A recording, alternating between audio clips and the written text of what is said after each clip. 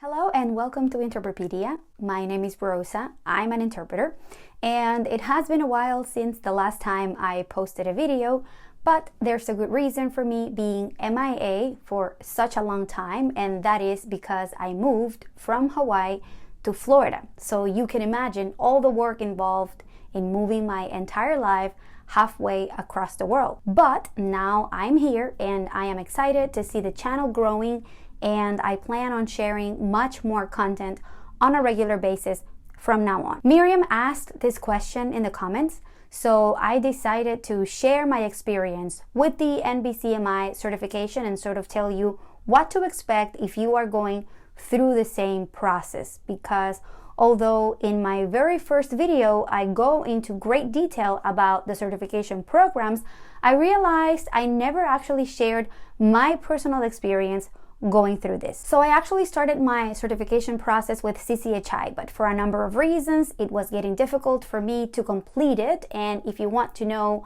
that story, you can check out this video. At one point I was ready to give up, but I thought about it, and getting a certification seemed like a necessary step if I wanted to move forward in my career. So I decided to start over with NBCMI because coincidentally at that point they had resumed offering testing from home, which is what I needed because at the time, again, I was living in Hawaii and testing sites were limited to non-existent back then. So the registration process was a little bit hard because there is more paperwork to submit. Luckily, I had all the documents needed, including my TOEFL scores, which they accepted even though I had taken that test a long time ago. Once I completed the course, I signed up to take the written exam from home. That was in October of 2018. If you are testing from home, they work with ProctorU, so you'll have to create an account with them, and I advise you to read all the instructions about equipment requirements and what to expect from the test so that you avoid being surprised like I was when the proctor asked me to show him all four walls of my office. I think I even had to show him under my desk. I had to take everything off the walls, and it was quite intimidating at the start of the test.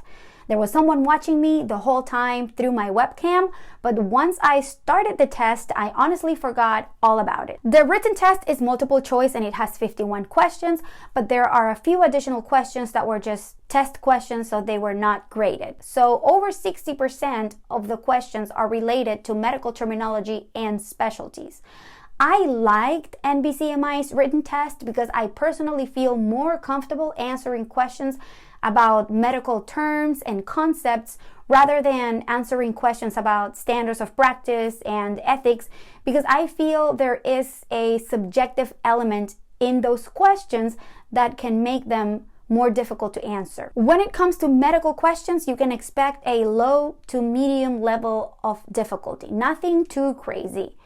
When it comes to ethics and standards of practice questions, I would say most are pretty straightforward and easy to answer, but there are some that made me question everything I knew, because in some, all the answers seemed correct, and in others, all the answers seemed incorrect. Since it's a computer-based test, I got my scores right away and I passed with an 86%. I had to wait a few days to get my official email confirming the results, at which point I was able to register for the oral exam. That was another thing I really loved about this process because I could do it at my pace. I didn't have to wait for a testing window or anything like that. A few days later, I signed up for the oral exam and I took it from home too. I was better prepared for the proctor experience since I already knew what was going to happen on that end. The oral test basically has a consecutive interpretation section and a sight translation section. There is no simultaneous interpretation or translation component. I honestly don't remember which section I completed first, but I checked NBCMI's handbook and apparently the sight translation section comes first. You get a minute and a half to read a passage and then another minute and a half to record your rendition. The passages are short. I would guesstimate between 100 to 150 words, so about a quarter of a page.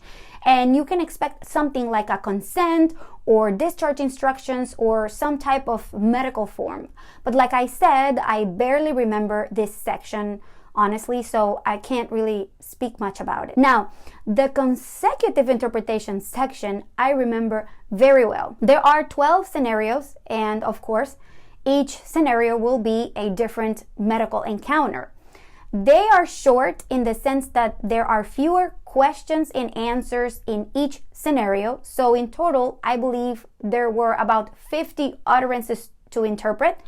But, and this is a big but, I found that some utterances were very long. So unless you are really good at note-taking or have a really good memory, you may struggle a little bit to keep up.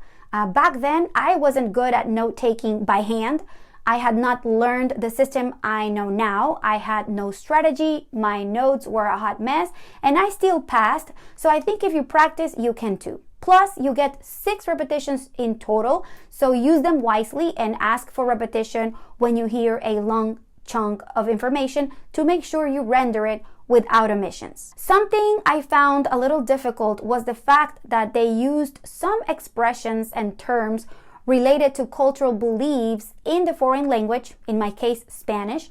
And to me, those are harder to interpret because while some are widely known, others are very particular of a certain country or region, but don't worry too much about that because as far as I can remember, there were only a couple of those, so it's not like the whole consecutive section is about that. Remember, this test is to measure if you have the minimum qualifications required to work as a medical interpreter. So while it has a certain level of difficulty, the test mostly has terminology used in day-to-day medical encounters, so nothing too far-fetched. Another thing I wanted to tell you is that I messed up during the test with my keyboard and my mouse.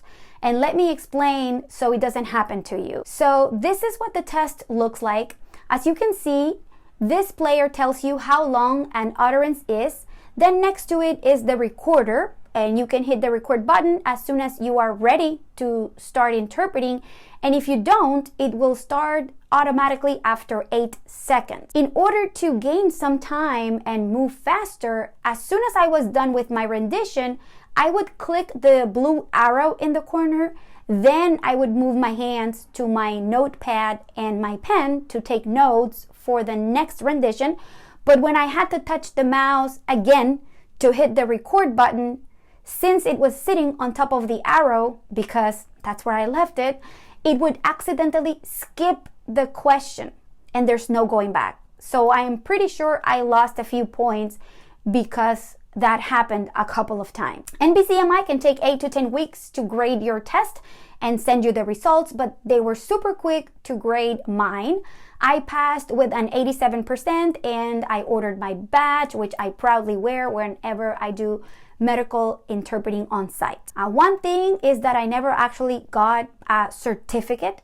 When I was gathering information and looking through my emails to make this video, I realized they had asked me how I wanted my name to be listed on the certificate, but they never actually sent me one. Now I feel it's a little too late to claim that or to request one, but just something to keep an eye out so it doesn't happen to you. Once you certify, they include you in the registry. And let me tell you that the most incredible thing happened to me.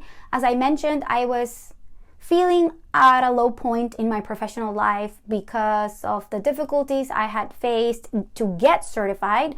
I had been moving around different places and I had no sense of direction work-wise. And just like that, a few days after I got my certification in early November of 2018, the owner of a large language services provider in Hawaii contacted me because she found me in the directory and offered me a contract to start interpreting for her. And not only that, but I was given priority on assignments because I was the only one who was certified in my language pair at the time. That was truly a moment of validation and the little push or motivation I needed to keep moving forward and improving. So if you're going for it, I recommend you visit all the links shared by NBCMI with tips and resources about the test, because I noticed that now they have a lot more information than they did back when I took the test, and good luck. If you want to know about my testing experience with CCHI, stay tuned because that will be my next video. And as always, thank you so much for watching. Adios.